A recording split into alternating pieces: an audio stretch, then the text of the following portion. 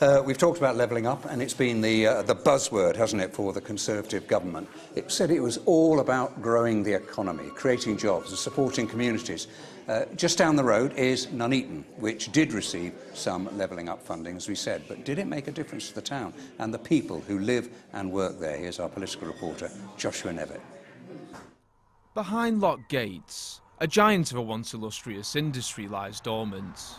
Door Mill Colliery in Warwickshire was once one of the UK's biggest coal producers, but it was shut down in 2013, putting hundreds of coal miners like Dave Muse out of work. They couldn't afford to pay the wages they were paying, and coal was going out of fashion, and the Green Movement wanted all coal mines shut because we had to pull in line with Europe.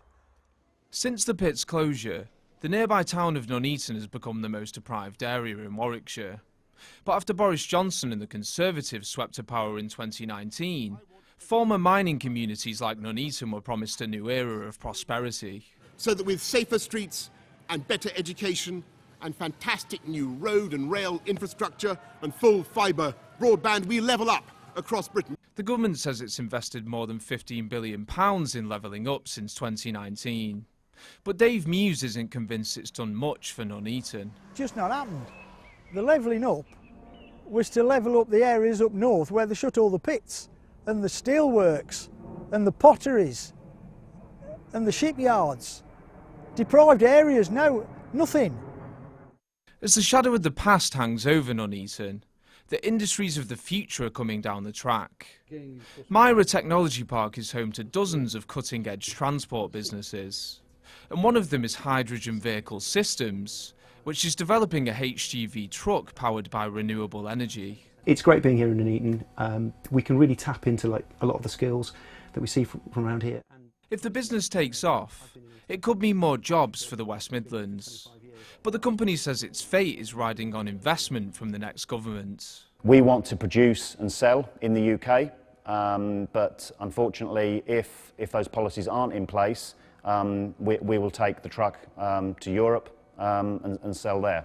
Levelling Up as sold was about more than just jobs in high-tech sectors. It was also about giving councils money for community projects. Nuneaton and Bedworth Borough Council received about £50 million in levelling up money from the Conservative government. Much of that has been spent on regeneration projects, but progress has been slow, and the council had to scale back the regeneration plan by about £40 million earlier this year. Grayson Place is the centrepiece of the council's regeneration plan. A new hotel is due to open later this year. But the site is a work in progress, and local shop owners are frustrated. It's taken a little bit longer than I would have expected and hoped for. We were expecting this to hopefully open this year, but I think it's going to be 2026 now. So the businesses that are here and fighting to stay open. Voters may be measuring the success of levelling up ahead of the general election next week. Now it's up to them to decide whether to double down on levelling up or move in a different direction with a different party. Joshua Nevitt, BBC Midlands Today, Nuneaton.